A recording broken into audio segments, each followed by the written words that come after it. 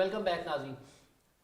مفتی صاحب، آپ نے بڑے زبردست انداز میں حضرت فاطمہ بنت رسول صلی اللہ علیہ وآلہ وسلم کی شان بیان کی، ان کی سیرت اور ان کے آداب اور اخلاق کو بیان کیا. یہاں پر مجھے یہ بتا دیں، حضرت فاطمہ بنت نبی پاک صلی اللہ علیہ وآلہ وسلم کی محبت نے بیٹی کے رشتے کو محترم اور مکرم بنایا، مگر آپ صلی اللہ علیہ وآلہ وسلم سے پہلے تو عرب بچیوں کو زندہ گاڑ دیتے تھے. مطلب عرب کے اندر تو رواج ہی نہیں تھا بچیوں کی پرورش کا.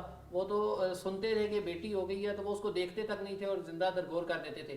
میرے نبی پاک صلی اللہ علیہ وآلہ وسلم نے اس چیز کو ختم فرمایا اور بیٹیوں کا مقام اس حد تک بلند کر دیا کہ وہ پورے کی پوری رول ماڈل انہوں نے اپنی بیٹی کو آگے رکھ دیا سامنے ہم سب کے. تو تھوڑا سا اس بارے میں رہنمائی کیجیے. الحمدللہ، جیسا کہ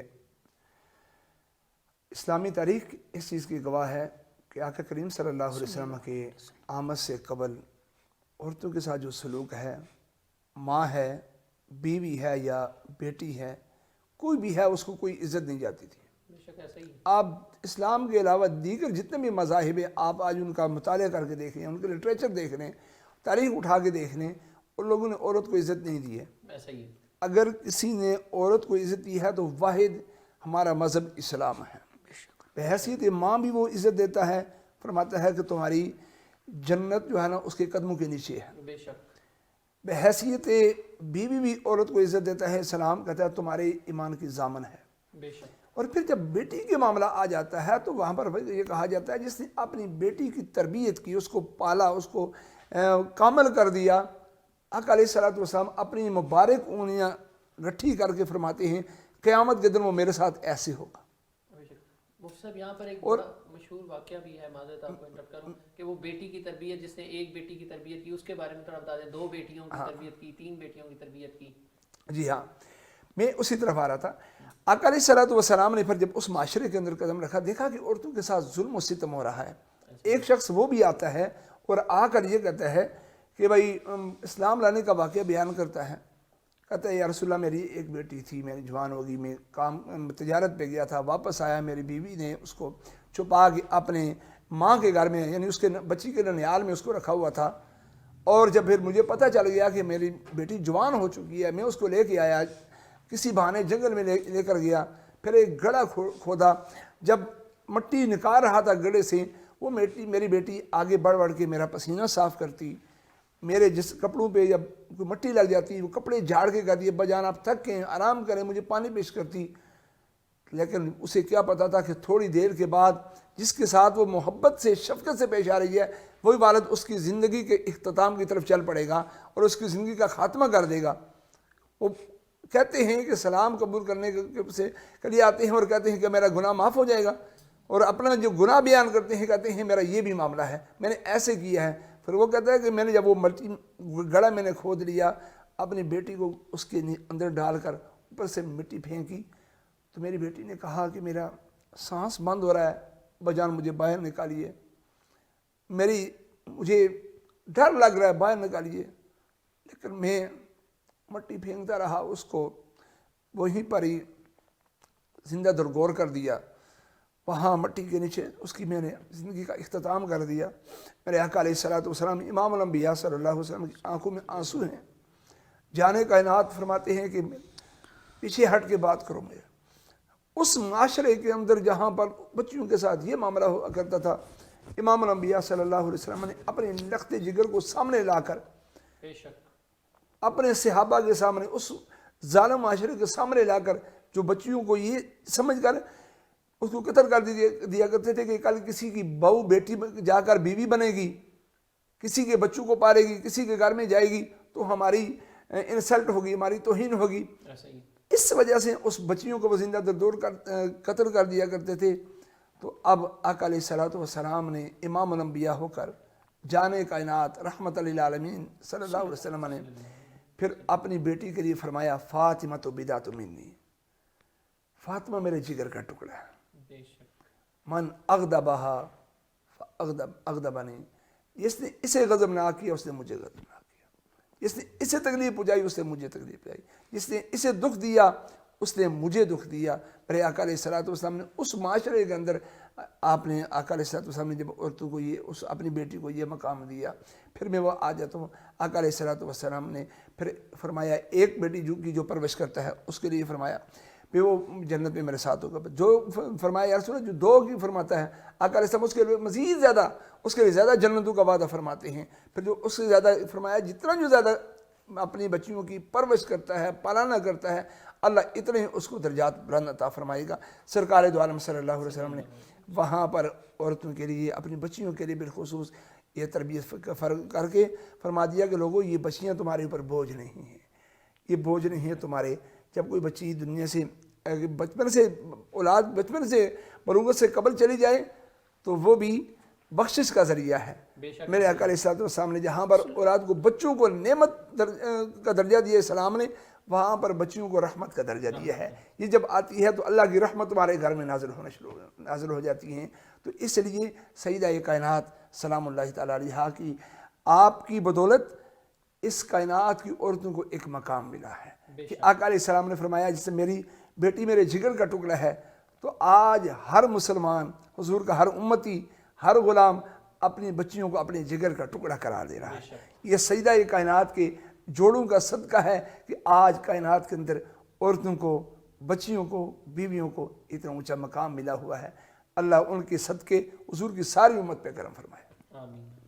علامہ صاحب اسی بارے میں تھوڑی مزید آپ روشنی ڈالیے گا۔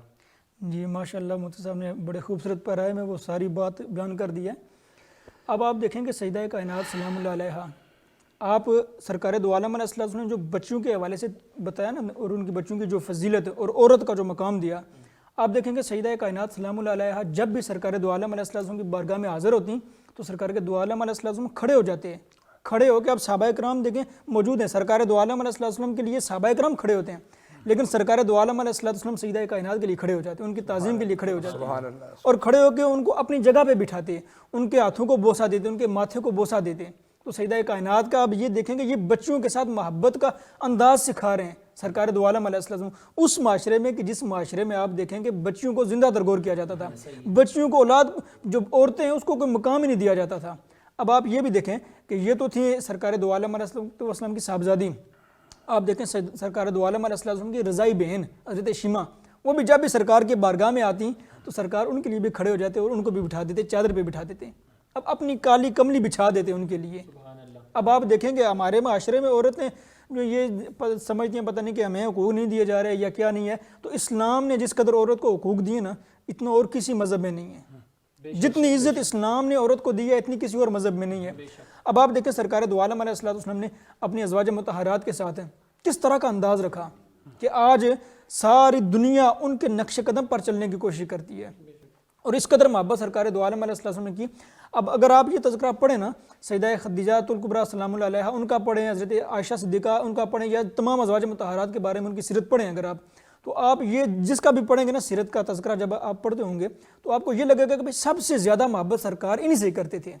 اگر حضرت خدیجہ کی طرف جائیں تو آپ کو یہ لگے گا کہ سرکار سب سے زیادہ محبت ان سے کرتے تھے۔ حضرت عائشہ کا پڑھیں تو یہ آپ کو محسوس ہوگا کہ سب سے زیادہ محبت ان سے کرتے تھے۔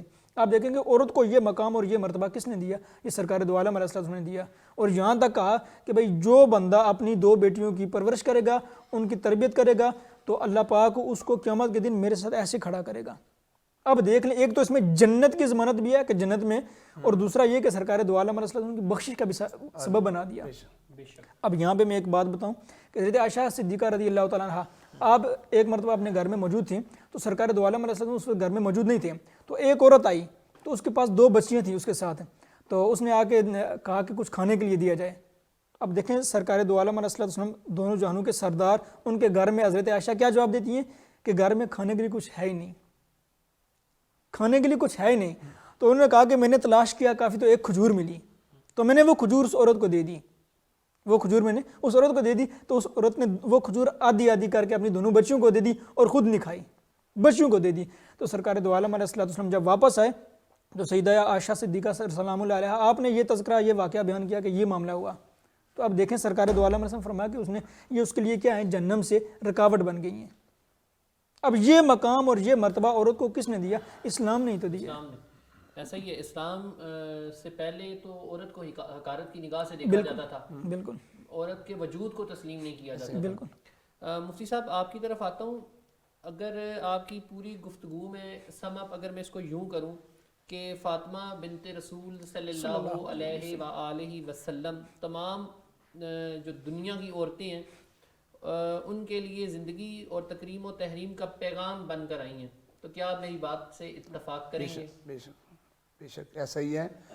الحمدللہ پوری دنیا کی کائنات کی عورتیں جو اس بات پہ فخر کریں, بے شک اس بات پہ فخر کریں کسی بھی مذاہب سے ہوں. اسلام تو بالخصوص ان کا قدردان ہے نا, ان کا احسان مند ہے, مسلمان بچیاں مسلمان عورتیں, لیکن پوری کائنات کی خواتین اس بات کے اوپر احسان مند رہیں اسلام کی اور امام الانبیاء صلی اللہ علیہ وسلم کی صاحبزادی کی کہ انہیں زندگی گزارنے کا جو حق ملا ہے وہ سیدہ کائنات سلام اللہ تعالیٰ علیہ آ کے جوڑوں کا صدقہ ہے. بے شک اگر ہماری اس اسلامی معاشرہ اسلام نہ ہوتا, مذہب اسلام نہ ہوتا اور آقا علیہ الصلوۃ والسلام نے اپنی بیٹی کو کی تربیت کر کے شفقت کر کے انہیں رول ماڈل کے طور پر پیش نہ کیا ہوتا تو ہم کس طرف دیکھتے, ہم کہاں دیکھتے, بطور نمونہ ہم کس کی طرف جاتے؟ آج بطور نمونہ حضرت صاحب نے جس طرح آپ نے بیان فرمایا تھا کہ آج کہا جاتا ہے جب بھی کوئی معاملہ آتا ہے تو مثال پیش کی جاتی ہے, حیا کی بات آتی ہے تو مثال پیش کی جاتی ہے. اللہ میرے بچیوں کو سیدہ کائنات کا جیسا حیا عطا فرمائے, ان کے حیا سے حصہ عطا فرمائے. پھر پاکیزگی کی بات آتی ہے, پھر کہا جاتا ہے کہ اللہ ان کے صدقے میری بچیوں کو بھی پاکیزگی عطا فرمائے. یعنی ہمیشہ اس کی طرف دیکھا جاتا ہے جو اپنے سے اعلیٰ ہو. ہمیں کہا دین کا معاملہ آ جائے تو اپنے سے اوپر کے دیکھو. اس معاملے میں سے ہم اوپر دیکھتے ہیں تو سیدہ کائنات سیدہ فاطمہ الزہرا سلام اللہ تعالیٰ علیہ کی ذات ہمیں نظر آتی ہے. بے شک. تو اللہ کریم نے انہیں بڑا مقام عطا فرمایا, الحمدللہ العظیم. ناظرین یہاں پر چلتے ہیں ایک چھوٹے سے بریک کی جانب, اور جب بریک سے واپس آئیں گے تو مفتی صاحب سے جانیں گے کہ حضرت فاطمہ کو آپ صلی اللہ علیہ وآلہ وسلم نے جگر گوشہ کہا, تو اگر آپ صلی اللہ علیہ وآلہ وسلم کی اس محبت جو انسیت تھی اور یہ محبت تھی اس کی اصل وجہ کیا تھی؟